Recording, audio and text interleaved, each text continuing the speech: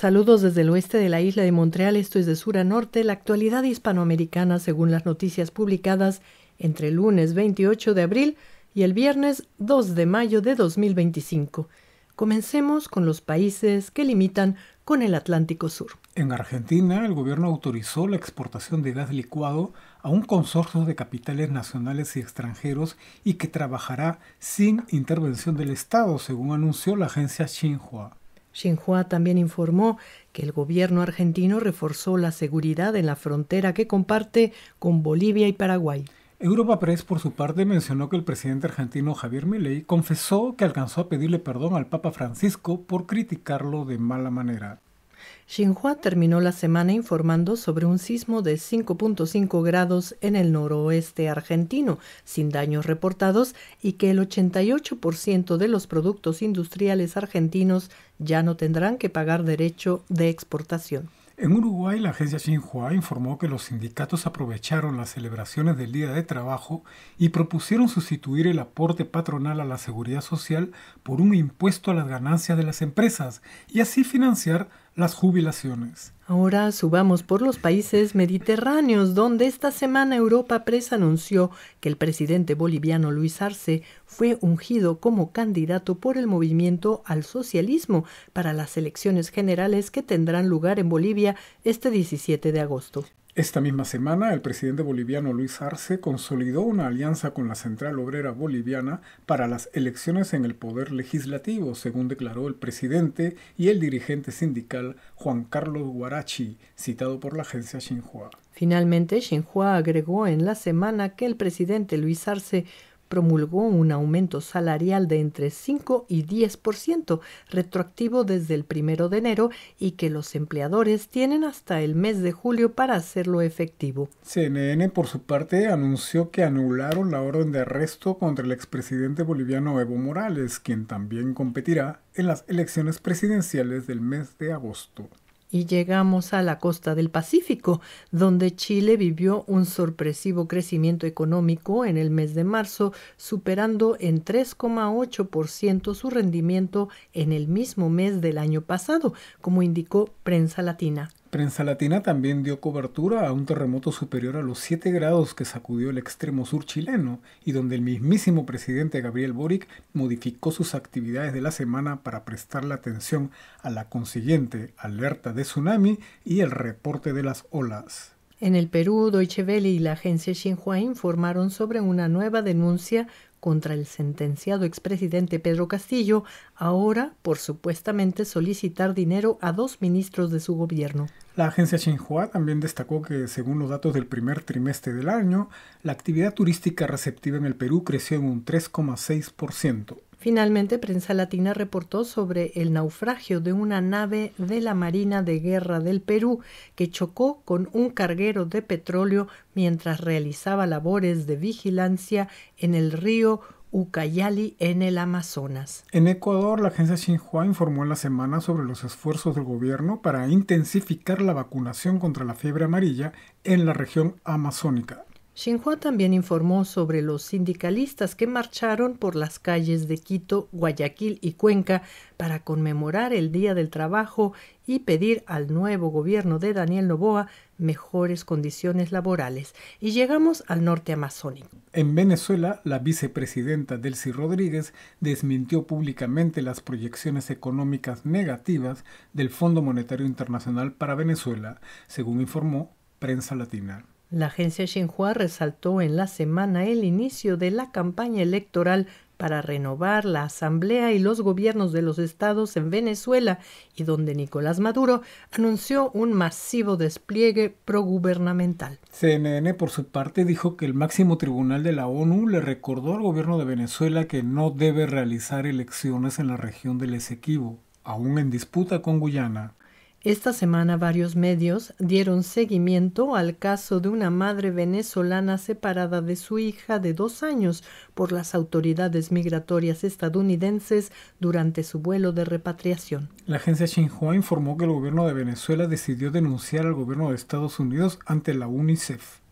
Y Deutsche Welle informó que un juez estadounidense le prohibió al gobierno de Donald Trump deportar venezolanos usando una ley de 1789 y que habla de invasión extranjera como argumento legal. En Colombia, Deutsche Welle y la agencia Xinhua cubrieron un ataque contra el ejército colombiano y Europa Press informó que el gobierno de Gustavo Petro estaba considerando suspender la tregua que mantiene con el grupo armado que perpetró el ataque. Al comenzar la semana, Prensa Latina comentó sobre la expectativa colombiana ante la presentación al Senado este 1 de mayo de la consulta popular del presidente Gustavo Petro. Y el 1 de mayo, el presidente colombiano Gustavo Petro salió a las calles con la espada de Simón Bolívar en la mano, como informó Deutsche Welle, y pidió a sus seguidores que defiendan sus reformas en salud y trabajo. En esta misma semana, Europa Press informó que el ministro del Interior colombiano, Armando Benedetti, reconoció que fue adicto al alcohol y las drogas durante 3 décadas y que ha recaído. Finalmente, Europa Press también informó sobre la captura de una importante cabecilla del grupo criminal conocido como el Clan del Golfo. Ahora pasemos por Centroamérica y el Caribe, donde la agencia Xinhua informó que en Panamá una decena de sindicatos marchó por las calles este 1 de mayo para conmemorar el Día del Trabajo. En Costa Rica, Xinhua también cubrió las marchas organizadas por sindicatos, partidos políticos y organizaciones sociales para conmemorar el Día del Trabajo y defender los derechos laborales como la jornada de 8 horas. Y Rodrigo Arias ganó el jueves por 4º año consecutivo la presidencia de la Asamblea Legislativa de Costa Rica y la agencia Xinhua explicó que se trata del hermano del expresidente y Premio Nobel de la Paz 1987, Óscar Arias. Prensa Latina, por su parte, volvió a tocar en la semana el tema de la creciente preocupación de las autoridades costarricenses ante los descuidados balazos con los que se enfrentan las pandillas rivales en las calles de Costa Rica. En Cuba, Europa Press informó que el grupo Unión Patriótica acusó al gobierno cubano de allanar sus oficinas y llevarse presos a varios de sus activistas, entre ellos José Daniel Ferrer, quien acababa de ser liberado. La agencia Xinhua, por su parte, dijo que esta semana los cubanos desfilaron por las calles para celebrar el Día de los Trabajadores y que, una vez más, protestaron contra el bloqueo económico al que los tiene sometidos Estados Unidos. En República Dominicana, el gobierno está capacitando nuevo personal para intensificar las labores de control migratorio, como indicó Prensa Latina. Prensa Latina también informó sobre los planes del gobierno dominicano de colocar unidades polideportivas en zonas vulnerables, es decir, construir espacios techados y condicionados a la actividad física y deportiva en las escuelas. Prensa Latina informó que el viernes la capital de Honduras, Tegucigalpa, amaneció cubierta de humo y rodeada de incendios forestales. Prensa Latina también resaltó que la presidenta de Honduras, Xiomara Castro, confirmó su compromiso con la clase trabajadora este 1 de mayo.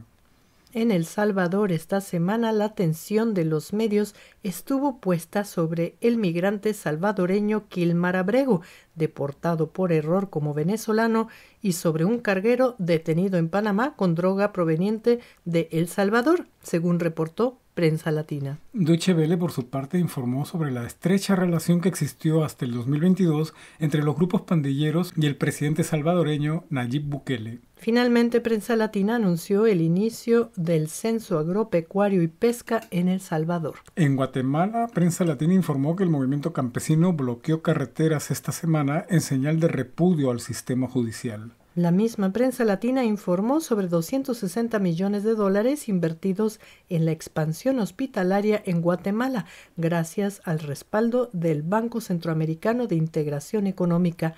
Y llegamos al norte. Esta semana, Deutsche Welle recordó que después de Brasil, México lidera el gasto militar en América Latina.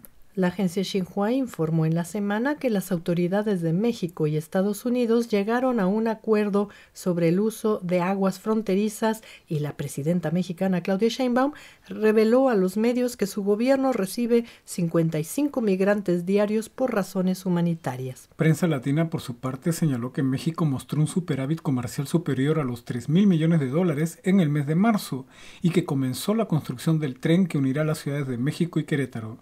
Prensa Latina también informó sobre la decisión de Estados Unidos de aplicar 0 aranceles a las autopartes provenientes de México y la agencia Xinhua reportó que la presidenta Claudia Sheinbaum habló con Donald Trump por teléfono y que acordaron seguir buscando maneras de equilibrar la balanza comercial entre ambos países.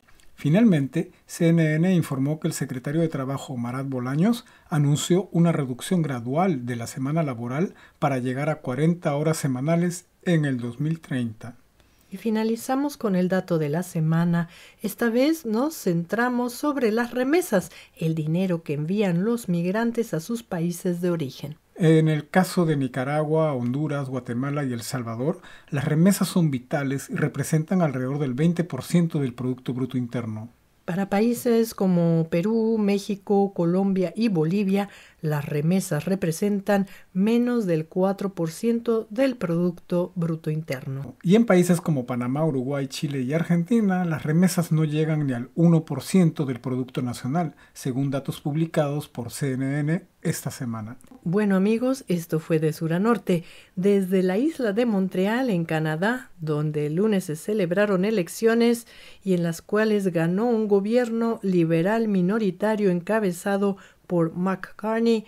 Les deseamos una estupenda semana y nos despedimos. Hasta la próxima.